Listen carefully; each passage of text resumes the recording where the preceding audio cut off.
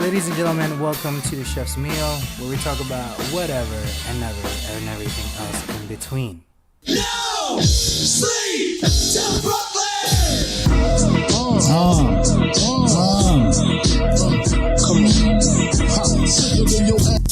Now, welcome to the Chef's Meal. My name is Casey. My name is Sean, and we're two chefs just talking about our lives, one finished plate at a time. We talk about whatever and ever and everything else in between. Sean, today we're gonna do a slightly special episode. This one kind of hits home for me too, because he's one of the greatest in my opinion. It was because when I was growing up, Jordan stopped playing. What was his last game? 99. When he retired the second time, it was summer of 99. Right, 99, right? That was the second time. But like the generation that I grew up with, our Michael Jordan was Kobe Bryant. And this one's dedicated to the homie. To the Bean. And I thought it was a joke kind of. And I'm like, nobody jokes in the NBA like that, you know? And he tragically passed away in an airplane crash, a helicopter crash. And I just kind of wanted to bring up some of the stats, because this is nobody really looks at this too much unless you're really into it. And two, if you're like one of the analytics on the table, you know, if you're talking about it. But Sean, what are your feelings about Kobe? Yeah, I mean, conflicted about, Kobe Bryant. I guess I'm a little bit older than you. I think I got you by like 4 years. So, that 4 years is just enough for me to kind of feel like, as far as basketball was concerned, like Michael Jordan is my guy. Like I would say like my three favorite players of all times: Michael Jordan, Allen Iverson, LeBron James, and but that through line is Kobe Bryant. Clearly he grew up adding his game after what Michael Jordan had done. I mean, he walked like him, he answered questions like him, he used his same moves. It's uncanny, to see how much someone who was successful clearly patterned their success after someone else and pulled it off. Yeah. When Michael Jordan was in the league, he was a revolution and a revelation in terms of physicality he played with, the tenacity he played with, and the importance to the NBA when they were kind of stepping out and becoming more mainstream. Like when the NBA first was around, they weren't on TV. The games were tape delayed, and right as like the NBA kind of hit cable TV, there was Michael Jordan, and he made the game fun. He made it exciting. When he was at his peak, you didn't think that dude could miss. And when he retired the first two times, the NBA was desperate to find people who could replace that. They dubbed people the next Michael Jordan. It never worked out. Shout out to Harold Miner. Shout out to Jerry Stackhouse. Shout out to Grant Hill and Penny Hardaway and all these guys who were roughly the same size, of similar athleticism, who had cool names and cool stories, but just when it came down to it, they couldn't be what Michael Jordan was. They were good in their own right, but they couldn't be that. And Kobe, came into the league and said to himself and to anyone who would listen, like, no, I'm next. Yeah. And again, from damn near day one, he was out to show everyone that, he should be considered one of the best players of all time. And I'm like kind of choking up. No, I'm with you. Like the dude he pulled off. Some of that is to the detriment of many relationships. He had as a basketball player and some of them off the court, and that's why it's like really conflicted about him because, Kobe Bryant, the basketball player, is a measurement of success. We can talk about his stats and we will, but, over the course of his 20-year NBA career, the dude went to the finals 7 times. He won 5 championships. He won 5 of them. 2 Olympics. He got 2 finals MVPs. He led the league in scoring. He willed otherwise underperforming Lakers teams to relevance and prominence. And again, he did it in the Michael Jordan style, which is to be ruthless and to kind of prioritize himself. Like I said, sometimes detriment to his relationships over the team. And, when I was growing up, that wasn't the way that I played. Again, that's why I kind of like LeBron James now. I mean, LeBron James he's a great scorer. But he's a great facilitator, and he always tries to be a really good teammate. He generally makes the best basketball decision, which might mean that, that shot at the end of the game doesn't necessarily have to be his. I mean, he'll take it if he's got to, but if the pass is a better pass, he will pass. Make it. And, Kobe Bryant, for all intents and purposes, he's like the basketball player. He was like a gunslinger, but he was damn good at it. Yeah. I mean, Kobe Bryant is the personification of driving into traffic, shooting a contested fall-away 3 over 4 defenders. Like, everything in the world would tell you that's a bad shot to take. But he would take it. Was so dedicated at being that guy or fulfilling that archetype that it was a good shot for him. And because like you and I played, right? And there's times when there's different rules to different situations.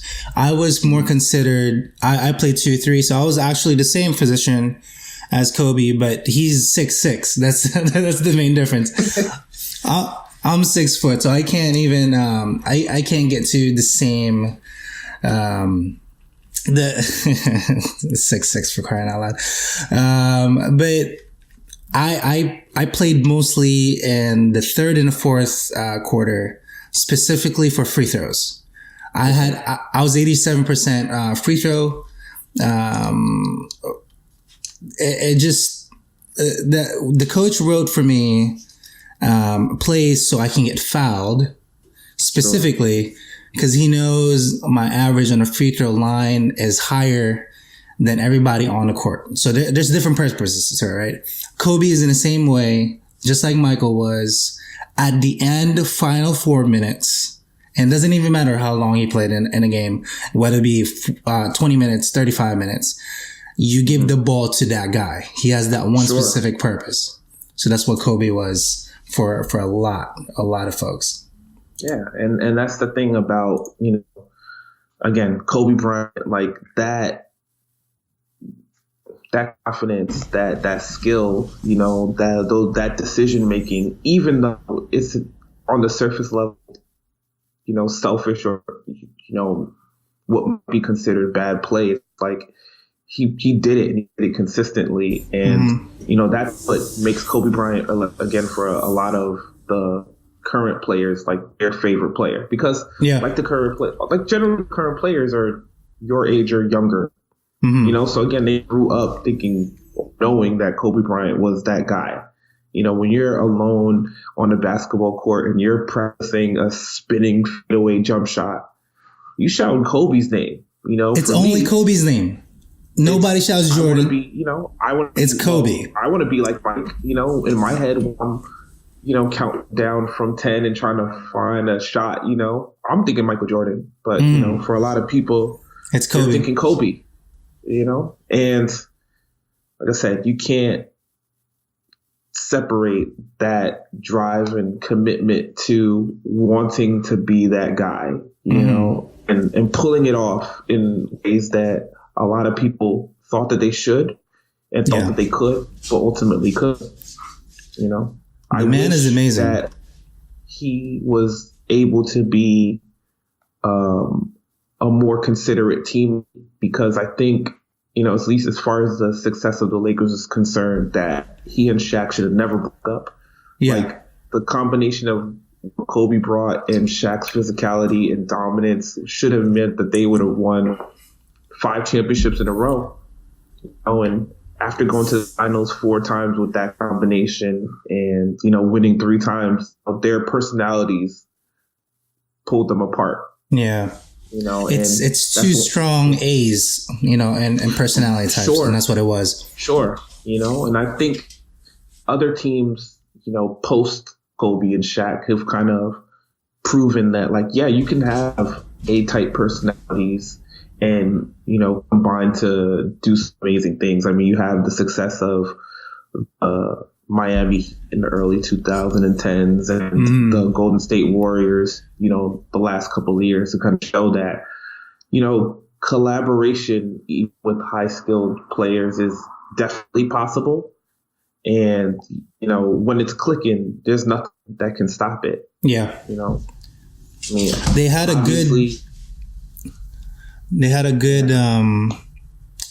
good formula for success. Let's just say all their team aligned pretty damn good. That's why they won 5 championships.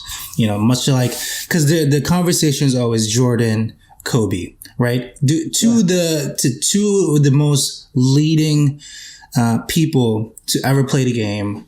Always get compared, and I'll get into the stats a little bit, and I'll blow it up just so we can see it. But if we're just talking pure stats, there's one that they always strive to be, and that's Abdul-Jabbar, right? Yeah. The dude put down top scorer of all time. But if you look, and here's where my only 2 cents is, right? Kobe played just 1,300 games. Sure. At 33,000 points. Yeah. That's insane. Yeah. Abdul-Jabbar at 1,500 games, just about, 1,560 games at 38,000. If Kobe decided to stay, just projection wise, another, I don't know, I want to say 4 or 5 years, blow out Kareem in a sec. Yeah, I mean, that's the thing to consider too, is like Kobe Bryant's career. He would have, I think his personality would have meant, if he wasn't compromised by significant injuries at the end of his career, he would have tried to figure out how to play and to be a savvy scorer to kind of get there. I mean, he's 3rd all time, passing Michael Jordan. Oh, well, now he's 4th because LeBron. Well, LeBron just passed him, yeah. Yeah, this past Saturday, and Kobe Bryant passed this past Sunday. But I'm sure to him, being Michael Jordan was one of his ambitions. He wanted to get. Michael Jordan has 6 rings. He has 5. I'm sure he would have wanted desperately to pick up that 6th or 7th championship and be a significant contributor to that success, because that's the type of guy that he was. I mean, Kobe Bryant, he nicknamed himself the Black Mamba, which is, again, when I was kind of talking this over with my wife, and it kind of shows you his personality too, which is, he wanted to be personified by this silky, singular viper, that like slithers through the grass and kind of spring up and just snatches your life in essence from you. Like, he didn't just want to win. He just wanted to cut your throat and dominate. But also, he didn't choose to be a part of a wolf pack. He wanted to do it. Yeah. He was the guy. He was the guy. He was the pinch clear. By himself, he was straight up hunting by himself was the best way for him to achieve his goal. And again, I think that indicates a lot about who he was and who he wanted to be on the basketball court. And it kind of stands in contrast to whom he was trying to change himself to with his in his post-retirement. I mean, I can't talk about Kobe Bryant, without mentioning, his trial and the allegations of, sexual assault, because that's a very, very, very real part of, his life and his basketball career and That relationship. was early 2000s, right? If I remember correctly. Yeah, it was. It's like 05 or something. It was, and that was kind of part of the reason why, like, the Shaq and Kobe Lakers broke up as well. Because he was accused of rape, and subsequently settled out of court with his accuser. So to me, it's like you cannot not talk about that. This is if the allegations were true, and it's a significant trespass against someone's liberty and freedom, and an incredibly destructive act, and again, you can't not talk about that. I mean, my opinion is, personally, if knowing the competitor that Kobe Bryant seemed to be, if he was not guilty of that, I think he would have tried to fight vehemently. Yeah. To defend his name and, his reputation, and settling, to me, would indicate a little something. It's like something else. That's what I thought too. Right. It's just like it's like a slight cop out. Yeah, man. I mean, and again, you can't not talk about that. Yeah. Like I said, this is not to demean the guy, but it's crazy to me. It's crazy, man. Like it's crazy, but it's a part of his story. It's a part of his legacy. For something that a lot of people want to talk about, legacy. And your life is the mark of your successes and failures, and hopefully, with your failures, you're able to, have some redemption and retribution. And hopefully your failures, if whatever they happen to be, don't trespass against other people. And this was a very significant failure that potentially did. It definitely potentially did, but to kind of circle back to Kobe Bryant, what he was kind of trying to do with his post career is open up a media company. He was doing doing podcasts and doing television shows, based upon his extensive basketball knowledge. He was recording children's podcasts, and the one thing he had kind of started as well was a basketball academy called the Mamba Academy. It was in California. It was a basketball skills academy and an AAU program, and one in which his daughter Gianna, was playing for. He attended, and Gianna was definitely becoming a star in her own right. 13 years old, one of the, top girls basketball recruits, making her way into high school very soon. She'd also been so good that she'd had a verbal commitment to the University of UConn basketball. Yeah, that's insane, dude. UConn's like the top, dude. Yeah, top, women's in terms of collegiate basketball, one of the top programs up there with Tennessee in terms of success, over the last, 40 years or so. So,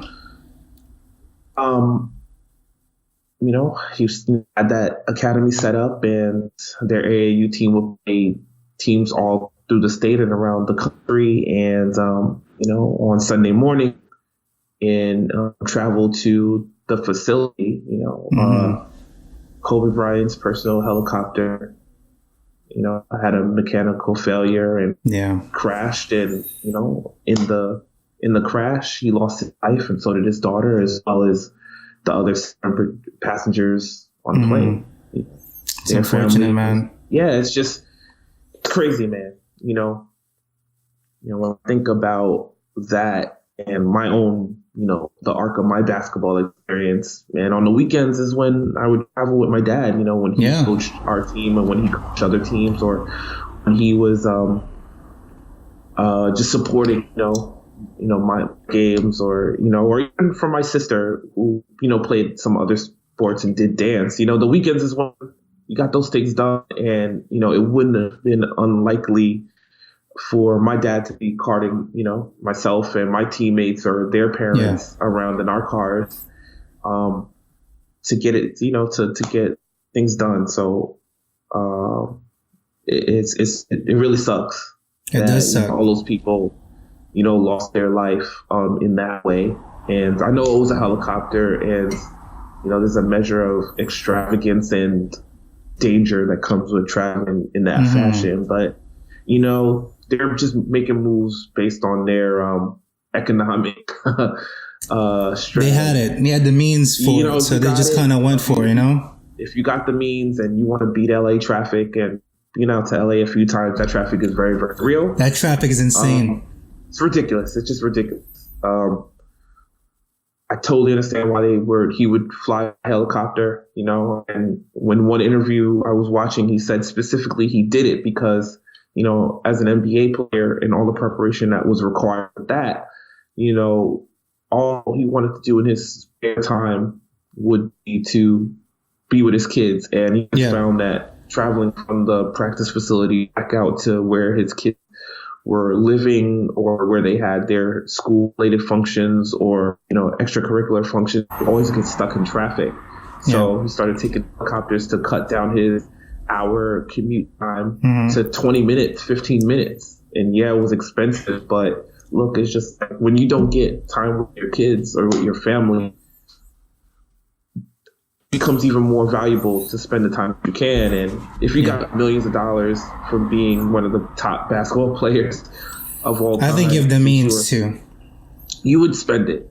Yeah, I'd spend it. Are you crazy? You spend it. Like, I do the same thing. You try to figure it out. Like, something that I consider every day is like, how and the way I work, I spend a lot of time just traveling back and forth to work. And, I've got a wife and a daughter, and nothing is more important to me than spending the time that I can with them.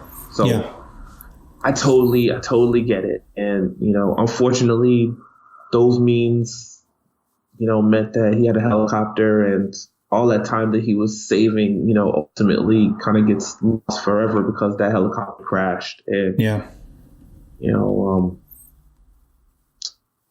the potential, again, I'm saying, people talk about legacy in basketball. I mean, personally, I think your legacy is how you shape the success of the people that are around you, and everybody want to be Kobe. There's no success you could have more than the success of your family. And, unfortunately, Kobe Bryant's work will be hopefully leave behind the financial resources to keep the remaining parts of his immediate family secure for a very, very long time. But obviously, they would love to have their dad and their sister with them every day over all that stuff. So, those are kind of some of my thoughts on Kobe Bryant. Again, a great player, one of the top shooting guards of all time. Depending on, I feel like when you grew up and what you prioritize, he's one of the top 10 players of all time. Again, he's top 5 for me, man. Personally, not in my top 10. I know again, this is just me and what I find interesting or prioritize as far as basketball players. He's definitely one of the top 10 video game basketball players of all time. I mean, I can tell you, despite being a Blazers fan, when I played 2K during his run, I was playing with Lakers. You want to turn around shots with Kobe Bryant and feel like you're damn near Superman on the court. Like, you play with Kobe. Yeah, man. And part of Kobe's legacy is I feel like everyone, I hear it online, it's like when you got a piece of paper, you're throwing it in the garbage, take a weird turnaround shot, you shout Kobe, and you feel like it's going in. Yeah. And that's most of the times it is. Like 8 times out of 10, man. Right. You take a bad shot, but you practice that bad shot, it becomes a good shot. I think that's the legacy of Kobe Bryant is, be prepared. Be prepared to take and make great action in the face of adversity. If you put in the work, generally the work should turn into good, a fruitful reward. That's how I feel about Kobe. I'm with you. Let's get into, I just want to get into a little bit of stats, as we're kind of talking about the last few minutes here. Kobe, he came into the game 96-97 season. He was 18. What were you doing? What were you doing when you were 18, Sean? Not in the NBA. I'll tell you right now. That was my first year of college. Yeah. I wasn't even thinking NBA, dude. Yeah, quick story about Kobe. And, again, him being so singularly focused on his success. He was a top draft pick, and it looked like the Charlotte Hornets were going to pick him up. So pretty much during all his pre-draft workouts, he was telling every team, do not pick me. Don't pick me. If you pick me, if you're not the Lakers, I'm going to go play overseas. I don't care. Don't pick me. Yeah. So teams that had higher picks in that draft were just like, well, what do we do? The kid is good, but he's saying he won't come play for us. So maybe he just wants the Lakers, man. The safer pick and go with someone else. And, if you look at that year's draft, there's a few players. It was a really, really good draft, but there's quite a few players that you're looking at. You're just like, who is this guy? Like when you think of Hall of Fame guys, you're just like, who is he? And why did these other teams take Kobe Bryant? But that's part of the thing. It's like he was so in control of his destiny. At least he was trying to arc his destiny, that he knew that for him to be the star that he knew he was going to be, he had to be playing for one of the top franchises. Yeah. And at that time, he wanted to get out to the LA Lakers, and he pulled it off. Again, he did. It's something that's unprecedented now, But Kobe Bryant, did it. He did it. It's an annoying. Looking at his stats now, it's really annoying. Only because one, he's 6'6" as a small guy, as a shooting guard, small forward, and so in his breakout game, let's just say, he played total of 71 games that year. Just averaged over 7 points a game. 7 points a game, and that's it. Right, nothing too crazy. Not even any blocks. Coming off the bench behind Eddie Jones that year. And the thing about Kobe was he was pretty much the same player that he would become later. He had the same, to me again, it's not slander, but poor shooting choices. But, it was just a bit unproven. He was still, 17, 18 years old. And he was coming to his own. Man. But he had the confidence to take these shots. And famously, in a game against Utah, he shot 4 air balls, and he just kept on, he kept shooting, and anyone else would be like, oh, nah, don't give me the ball. But he was just like, look, I shot those air balls, and I'm gonna get in the gym, and I'm gonna work on my game. That never happened. He's like, the way I feel right now, the way my teammates feel about me right now, it'll never happen again. Mm-hmm. And you can see it immediately. It's like he doubles it next year. He doubles his point per game to 15. Mm-hmm. That's amazing to double your points in itself. Right, and in 3 more years he doubles it again to 20. He goes from 15 points a game to 28 game, 28 per game. It's pretty insane. Right, it's crazy. And in minutes per game, just averaging at 36. That's pretty standard for most everybody. But on some of the games, like in 2000, where he averages just about 40 minutes per game. 48 minutes per game. It's nowadays, sports science would have the top guys generally playing under 36 minutes a game. I think James Harden is that high right now. But now these guys that they have to rest and recover. So maybe they'll take every game off here and try to keep their minutes on. If you could, you'd be under 30 minutes a game. But you could see it, Kobe Bryant. Through his prime, not averaging less than 36 minutes a game. And I'm looking at his top scoring right now. It looks like in 2005. Yeah, I remember that year. That was one of his MVP years. He was averaging 35 a game. That's insane. 35 points a game, and he was not shooting a lot of threes. He was only taking 6 threes a game. So that's how, like, nowadays, Steph Curry shoots 50 threes a game. It's just different. Scores. It's a different game altogether, though. You know, but it's like it's insane. Just as a shooting guard perspective, looking at the stats, this dude wanted the ball. He's like, wherever he was. Give me the ball. Like, literally, give me the ball. I will shoot the damn ball right now. 27 shots a game by himself. That's 27 shots. Just hitting. Yeah. And still hitting 50% of almost 50%. So, again, that's what I'm saying, dude. It's like, no matter, you just give it to him. This is a bad shot. Like, if... but he was making them, you know. And on that team in particular, I remember, like, his teams were not good. You know, he was getting more attention from the defense, but he was still finding a way to score and score efficiently. All things considered, score. His effective field goal percentage, which, as far as the fans' stance are concerned, like, that rolls in your free throw attempts and you know, the points you're making off of that. His effective field goal percentage that year, 49%. I mean, that pretty much means, like, if he took a shot. He took 2 shots, one of them was going in. He was always making points. And that's crazy. Like, guys who are up that high are generally, like, centers who are close to the basket. But Kobe Bryant is dribbling and beating his guy and getting small forward and triple teamed and not passing. Yeah, small forward. And making small forward shooting guard, man. That's insane. But here's where I kind of want to focus, because this is what I did for the majority of my college career, right? In basketball, I was a free throw pinch hitter, third quarter, fourth quarter. I played, I don't know, maybe 22 minutes average during those times, really just low.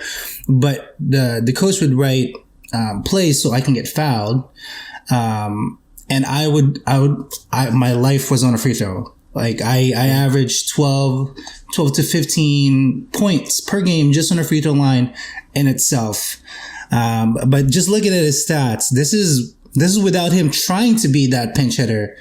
He would just do it, just whatever his game was, and he still, at average, 83% free throw percentage. Like, that's just his game. Like, the dude can shoot. I think the only one higher is what's his face? Other dude, long hair, white guy. Nash. Nash is at a higher percentage. Yeah. Nash had a really high career free throw percentage. I feel like Reggie Miller is up there. Reggie might have been high. But just in terms of free throw. Right, and you got to, you know, think about load. It's like, yeah, those guys might have shot higher free throw percentages, but they weren't shooting as much as Kobe was. Yeah. I'm looking at that MVP year, and he was getting to the line taking 10 free throws a game and hitting 8.7 of them. So, again, he was automatic. Like, you know, that's such a high percentage. Bad shots to me, even if they weren't going in, meant he was getting the attention and getting fouled and making points. And man, it's Kobe Bryant. It's Kobe Bryant. And we can get into a lot of the other stats, but like the last kind of stats I kind of want to get into, and you can pick and choose a lot of what Kobe did here. But the only thing that literally interests me is the free throw percentage, because that's what I did as my game in college. I was a shooting guard myself, not big enough for a small forward. They mostly used me, like I said, third or fourth quarter, and I was the tiniest guy in the court. I was 6 foot. Everybody else average was 6'3". Like that. Our point guard, he was 6'4". 6'4", Sean. The dude was like that much higher than I was. And he was point, but the dude had handles to no end. But different game for everyone else. But the last stats I kind of want to get into, and this is why Kobe kind of is one of the best, right? His name right next to Michael Jordan's, and let's just pick out the games per played. Kobe at 1,346 games before he finally retired at 33,000, and Michael Jordan at 1,072. And this is why Jordan, in my opinion, is like the best, because he had the lowest average games played with the highest amount or percentage of points. Yeah. And you can't deny it. This is just pure statistic. Right. This is just looking at the numbers. This is without even having to look at the TV, watching the guy play. But Kobe's right up there with him, man. Field goal percentage, just 5% away from Jordan's. His threes, now he took way more threes than Jordan did. He took one more. But again, that was just part of the league. Is you know, the 3-point line was really new to the game when Michael Jordan started playing, and the offenses weren't designed around taking 3-pointers like that. Like, even if you look at right below Michael Jordan is Dirk Nowitzki. Yeah. And look at how many threes Dirk and Kobe shot. They took a lot, man. The same time. It's the same game. It's the same game. Yeah, same thing. You know, you think of Dirk as one of the top 3-point shooters of all time. And even he only hit 100 more threes than Kobe. And he only took 80 less threes than Kobe. So it's just a different game. You know, even LeBron James, roughly in the same category. He is in the same category. Like, guys shoot threes. I mean, and we'll see when Steph Curry eventually makes his way up this list, how many threes he took over his career. It's just a different... The dude only takes threes. So it's like a different... The same ball, probably like 3,000. But the game is played differently now, you know? A lot differently. A couple more stats as we're kind of going about. Free throw percentage is what I'm really. This is just insane to me, man. 83%. Dirk at just about 90, and this is what I hovered closely to, but I barely scored anything in college. But you know, I took my points per game per average was so low that my free throw percentage was so high because of it. You know, these guys are playing 15,000 or 1,500 games.